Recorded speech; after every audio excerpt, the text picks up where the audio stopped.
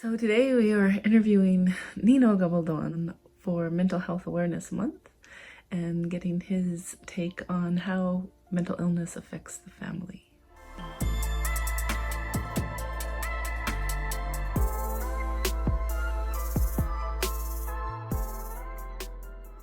So when was the first time you noticed the signs and symptoms of my challenges with mental illness?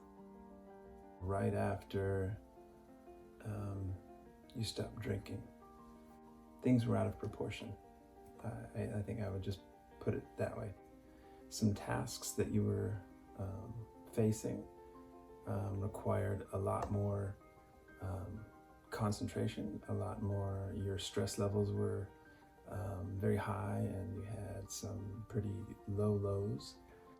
As you start to get into some of the spiritual work that's involved and when you start walking through the process of recovery, I think I just seen heavy swings. I think the swings were the biggest thing that I noticed. I had to address those things myself, so I was familiar with them.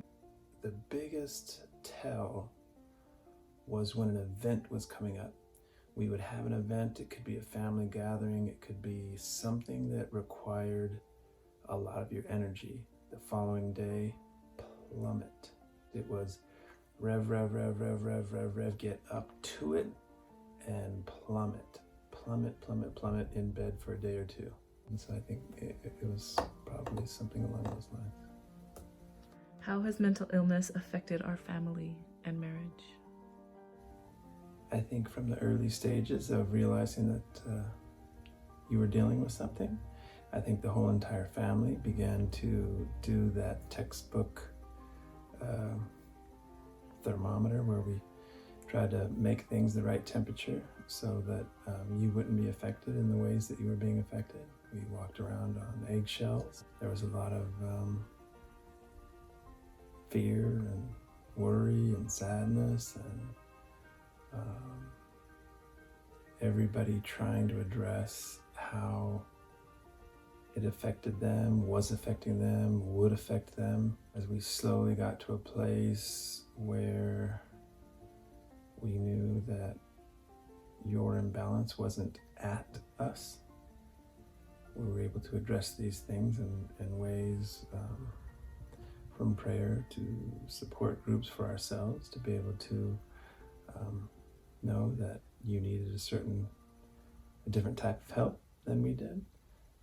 But we all needed help, because just like alcoholism and addiction, it's a family disease. We all were learning to navigate as best we could. I think everything for the longest time was controlled by what was going on with you. So we acted a certain way if you were in a low, and it changed plans for us almost on a daily basis. Weekend plans were turned upside down because we didn't know what state you were going to be in. And I can remember the day that the four of us had planned to go to the snow, and Elisa was just frustrated and fed up, and you know what, we're going, Pop. And we went in and prayed with you and kissed you and told you we loved you, even though we had to address the fact that there were so many things going on in your mind and your heart and your entire being that we dealt with on a daily basis that had to do with suicidal ideation. We never knew what we were going to come home to. But I think that day when Elisa said, we have to go, and we got in the car and we went and we played in the snow and we enjoyed ourselves, and we came back and loved you some more.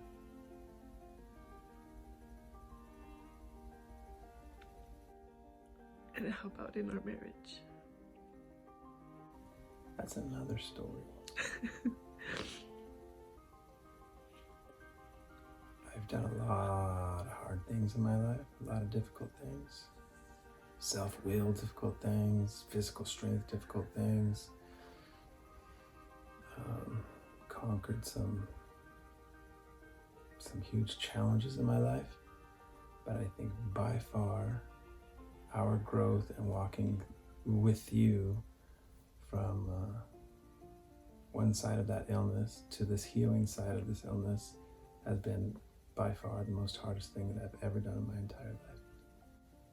From one moment feeling like I'm suiting up and showing up and doing the right thing and praying and meditating and keeping my balance so that I can continue to show up for you, to the deepest, darkest, suicidal thoughts that I never thought that I would ever revisit, even in my deepest, darkest addiction when I was in my lowest, and I couldn't get what I needed to survive within my addiction. Even in those lows, I think that I've hit some darker lows in our marriage. When stuff has been really low, and I thought there was zero light. I couldn't even see the tunnel. It was so dark. I would think every single time I would think this stuff that we learned in school when someone's talking about having suicidal thoughts. They talk about one of the things that you need to ask them is you need to ask them if they have a plan, or is it just an idea? And I had a plan. I had many plans. And it was scary. And it wasn't that long ago. 2 days ago. 2 days ago. Someone showed up. You looked at me in a way that you've never looked at me before. And you've seen me, and I seen you. And we were there. And we are here.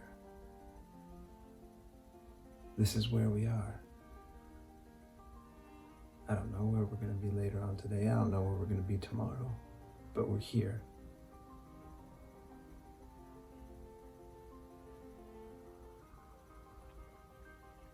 Next question, please.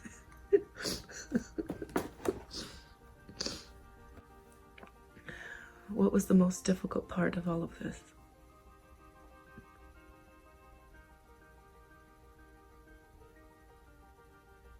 Not quitting.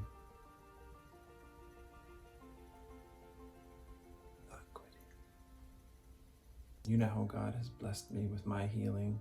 You know what He's done with my spirit. You know how I wake up in the mornings. You know how I start my day. I start new. No matter what happened the night before, I'm ready for a new day. And I just pray before you wake up. I just pray that that day is going to be a good one. And so as I think about not quitting, I think about the next 24 hours in a way that I can go after it with my whole heart. I can pray with you. I can pray for you. I can pray for me. I can do my best to be of love and service to you. I can do my best to just continue to suit up and show up. I try and rejoice in the day that I've been given and not quit. I learned somewhere there was this really cool thing. I think many people have heard this phrase before. It talks about not quitting before the miracle. Sometimes it goes in reverse to where it's so bad that I think we haven't made progress.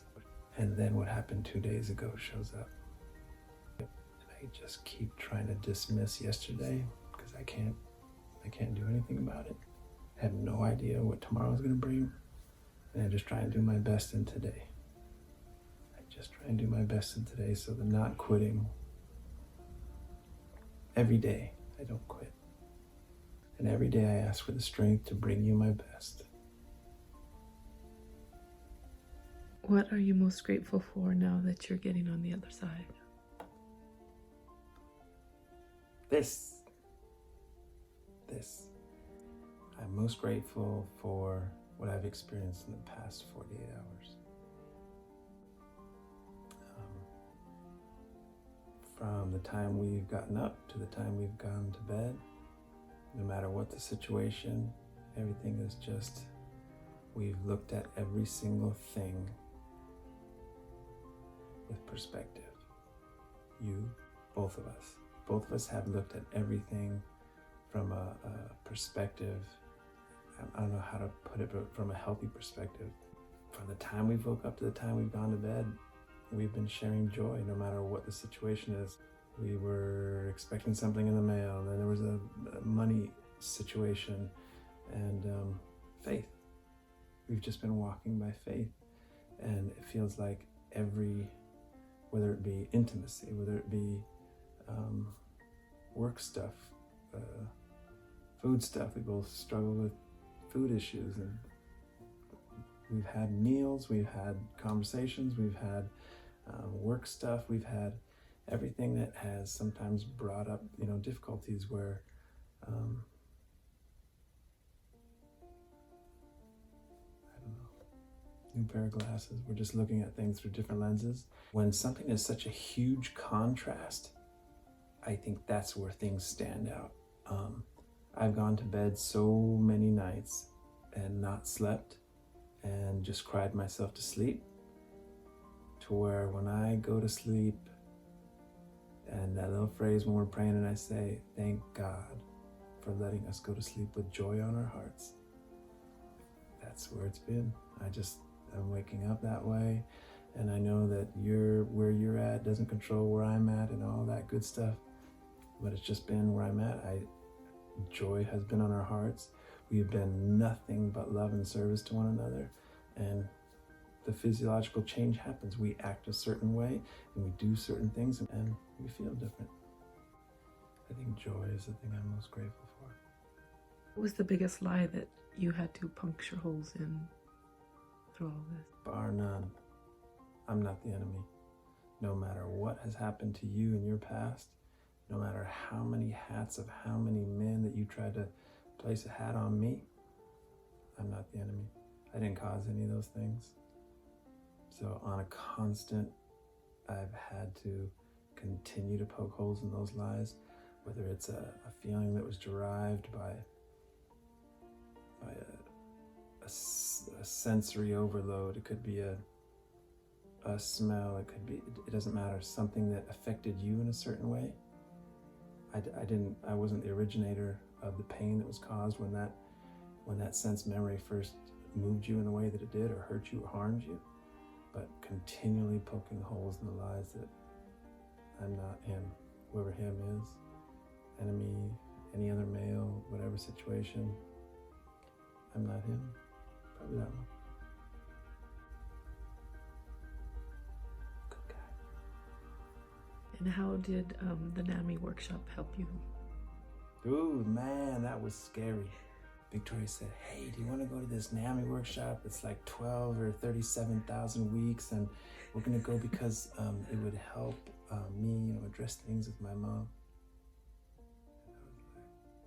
And I was like, okay, let's go do that. And I sat in there literally praying, please, God, have nothing force me to point at my wife about any of this, because I don't think she's here for that. And then she slowly began to talk about things in the form of I, and that's what I do, or that sounds like me. And then we slowly kind of navigated through what that looks like. And I think it was eye-opening. There was some serious textbook stuff in there. I like when you were sharing in last Monday's post that there were some things that you had defined in a certain way and were living your whole life kind of thinking they were this way, and you were like, and they're not even that way. And I was running through my life believing that stuff. was such an eye-opening experience for me to hear that, because, okay, look, we're not doctors. We're not doctors, and we don't know any of these things, but real imbalance coupled with real lies, hand in hand, one on top of the other, as you started to look at some of these things that were lies. Okay, look, a thought becomes a feeling, and a feeling. So if we take these things down the road of what it does to us, and you're believing some lie, how do you think, for over time, how do you think that that can affect you? And as you were talking about that, I was like, right, that's why we're always talking about finding the truth. So if you continued to believe that I was those guys because that made the most sense to you, because either I am those guys, or I will become those guys, or I will cause you the pain that those guys caused you, or whatever that situation is, and then you realized two things: I'm not that guy, and I'm a good guy. Wow, freed from jail that I didn't even put myself in. That's so awesome. And all the wonderful things that came along with that. So many other lies. We're constantly in our content talking about lies, poking a hole in the lies, finding the truth, and just basically, if there is a lie, as we take it and never acting upon that.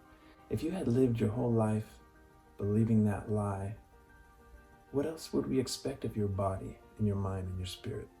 It should be imbalanced.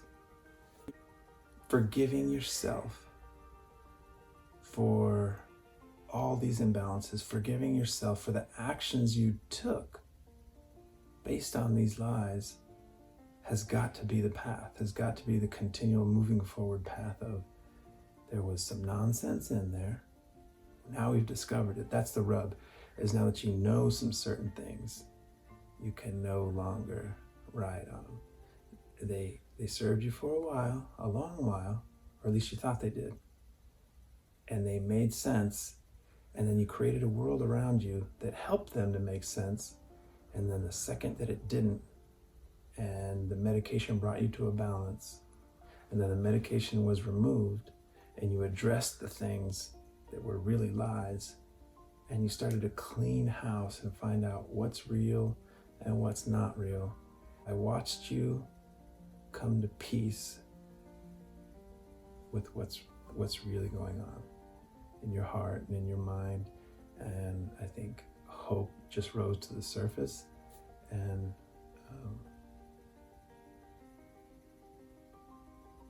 it's beautiful. It's beautiful. It's difficult. It's difficult on this side. It's difficult on your side.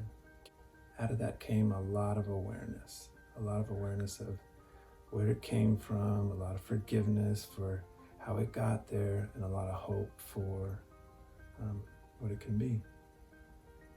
Do you have any other things that you'd like to share with people about this process and what you've learned, what you've gained? And educate yourselves. Educate yourselves, educate yourselves, educate yourselves, and it's not about you.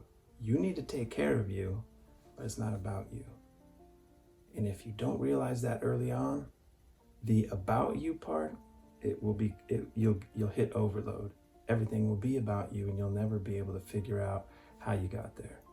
The sooner that you educate yourselves to find out what is you and what is them, and how, because that in the family, it does affect you. Whether it's your child, whether it's your spouse, whoever it is, it does affect you. But when you educate yourselves, you can find freedom, and you can walk together in a beautiful way. Never pointing the finger at the other person, being so busy loving and serving one another that you're not into that score-keeping, walking on eggshells, fearful, resentful, suicidal, dark places that this stuff can take you to. I would just say, educate yourselves and get support. Just like with anything we always talk about, if there's a problem, first you got to admit it, then you got to figure out what the solution is, then you got to figure out what the course of action is and take the course of action, and then you need support. You need support in that process. So Just remember you're not alone, but the more that you physically, emotionally, and spiritually stay alone, the more pain you're going to be in and the more lies that you're going to believe. And I pray that you never take any actions on those lies, but you just continue to walk by faith and just love. No matter what the question is, love's the answer, no matter how difficult. We have some stories in our marriage, oh my goodness, where I'm talking about where my wife has just exploded on me and I'm like, I have no words, and I leave and I go in the other room and I'm just prompted in my heart to go back and just love.